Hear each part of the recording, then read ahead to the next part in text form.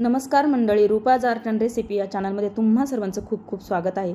मंडळी, चातुर्मास सुरू होऊन जवळजवळ 1 महिना झालेला आहे आणि चातुर्मासामध्ये बरेच जण कांदा लसूण खात नाही। तर असंच मला एक माझे सबस्क्रायबर आहे, त्यांची कमेंट आली होती की कांदा लसूण विरहित भाजी ची रेसिपी टाका।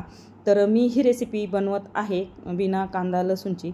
तर ही रेसिपी तुम्हाला कशी वाटते बघा, आणि रेसिपी आवडली तर लाईक करा, चॅनलवरती नवीन असाल तर सबस्क्राइब करा, बेल आयकन क्लिक करा, म्हणजे असेच नवीन व्हिडिओ तुमच्यापर्यंत पोहोचतील। तर मैत्रिणींनो, मी गॅसवरती कढई ठेवली आहे। कढईमध्ये 1 ग्लासभर पाणी घालून घेतलेलं आहे आणि पाण्यामध्ये एक 8-10 काजू घातलेले आहेत आणि एक छोटी वाटी भरून मी इथे मखाने घातलेले आहेत आणि 2 टोमॅटो घालून घेतलेले आहे। आणि हे सर्व आपल्याला 5-1 मिनिट व्यवस्थित असं शिजवून घ्यायचं आहे, म्हणजे टोमॅटो आपले एकदम नरम झाले पाहिजे। या पद्धतीत आपल्याला हे शिजवायचं आहे। 5 मिनिट लागतात शिजायला। तर आता बघा 5 मिनिट झाले, मी गॅसही बंद केलेला आहे आणि बघा इथे आपलं टोमॅटोच्या फोडीसुद्धा मस्त शिजलेल्या आहेत। बघा, थोडेसे तोडून दाखवते बघा मी तुम्हाला, तर व्यवस्थित शिजलेल्या आहेत।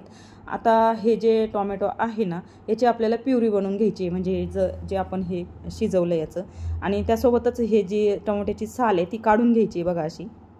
तर बघा, आता सर्व टोमॅटोची साल मी इथे काढून घेत आहे आणि टोमॅटोची साल काढून झाल्यानंतर आपल्याला हे मिक्सरच्या भांड्यामध्ये घालून घ्यायचं आहे आणि मिक्सरला याची स्मूथ अशी पेस्ट बनवून घ्यायची आहे।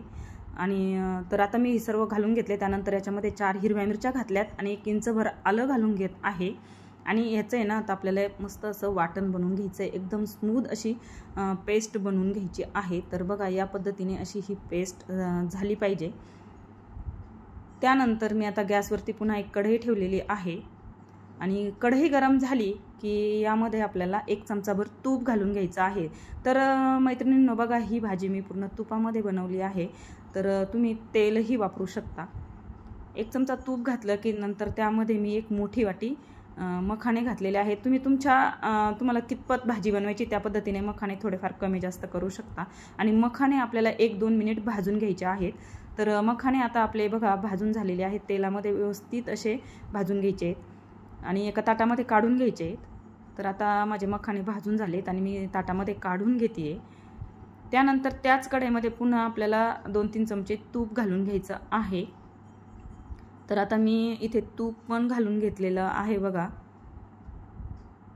आणि तूप गरम झालं की यामध्ये मी दालचिनीचे 2-3 तुकडे घालून घेतलेले आहेत बघा, आणि अर्धासा चमचा इथे जिरं घालून घ्यायचे आणि जिरं व्यवस्थित तडतडलं की नंतर यामध्ये बाकी मसाले घालून घ्यायचे आहेत। गॅस आपल्याला एकदम लो ठेवायचा आहे। तर अर्धासा चमचा हळद घालून घेतली, आवडीनुसार इथे तिखट घालायचे कारण आपण हिरव्या मिरच्या पण घातलेल्या आहेत। त्यानंतर अर्धासा चमचा इथे मी मसाला घातलेला आहे, मसाला पण माझा बिना कांदा लसूणचा आहे। अर्धासा चमचा इथे मी धन पावडर घालून घेतलेली आहे आणि हे सर्व आता आपल्याला मिक्स करून घ्यायचं आहे। आणि हे मिक्स करत असताना गॅसची फ्लेम आपल्याला एकदम लो ठेवायची आहे, नाहीतर मसाले जळतील। तर त्यासाठी गॅसची फ्लेम लो ठेवा आणि त्यानंतर यामध्ये जे आपण पेस्ट बनवली होती काजू मखाने आणि टोमॅटोची, तर ही पेस्ट घालून घ्यायची आहे आणि व्यवस्थित असं मसाल्यांमध्ये ते मिक्स करून घ्यायचं आहे आणि 2-3 मिनिट व्यवस्थित आपल्याला हे परतून घ्यायचं आहे तेलामध्ये। तर बघा, व्यवस्थित असं मिक्स करून झालेलं आहे आणि 2 मिनिट झालेले आहेत परतून। त्यानंतर यामध्ये आपल्याला मखाने घालून घ्यायचे, जे की आपण थोड्या वेळापूर्वी भाजून ठेवलेले होते। तर ते मखाने मी इथे घालून घेतलेले आहेत। मखानेही व्यवस्थित मिक्स करून घ्यायचे आहे आणि आपल्याला कितपत रस्सा हवा आहे तेवढं आपल्याला पाणी घालून घ्यायचं आहे। तर इथे मी 2 कप पाणी घालून घेतलेलं आहे, मिक्सरचं भांडं धुवूनच इथे मी पाणी घालून घेतलेलं आहे आणि पुन्हा एकदा हे व्यवस्थित असं मी मिक्स करून घेतलेलं आहे बघा। या पद्धतीने असा हा रस्सा होतो। त्यानंतर चवीनुसार मीठ घालून घ्यायचं आहे, तर इथे मी मीठ घालून घेतले। त्यानंतर बघा 1 चमचाभर कसुरी मेथी मी अशी हातावर चोळून घालून घेत आहे आणि मैत्रिणींनो, ही कसुरी मेथी मी घरीच बनवलेली आहे, याचा पण व्हिडिओ येईल पुन्हा एखाद्या दिवशी मी अपलोड कराल।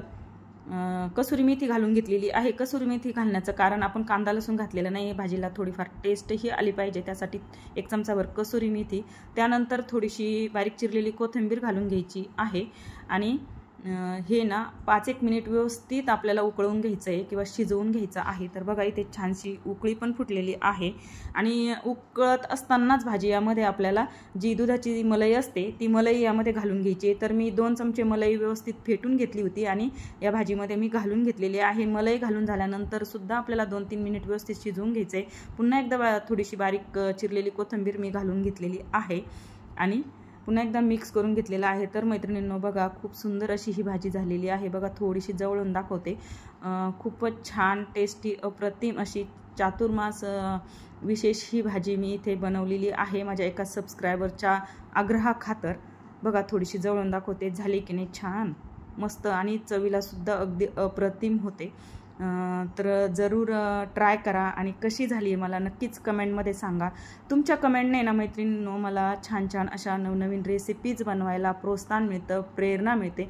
त्यामुळे नक्कीच छान छान कमेंट करा। आणि बघा मी आता एका बाउलमध्ये सर्व करत आहे।